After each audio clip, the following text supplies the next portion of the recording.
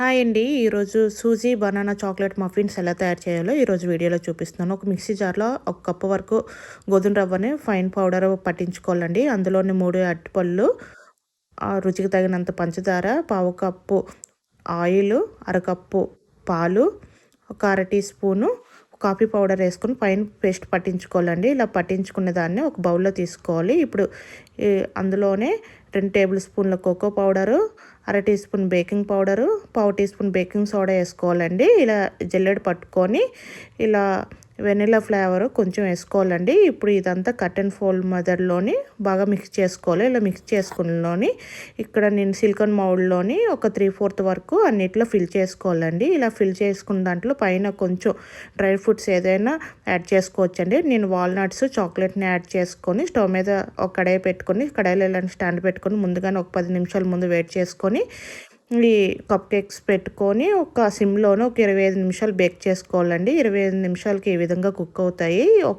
Open చేసి చూపిస్తున్నాను. చేతికి ఏమీ అంటకపోతే కుక్ అయిపోయినట్టండి. ఇవి పూర్తిగా చల్లారిన తర్వాత మాత్రమే సర్వ్ చేసుకోవాలండి. ఇలా చేసిన దాన్ని పిల్లలు, పెద్దలు బాగా ఎంజాయ్ చేస్తారండి.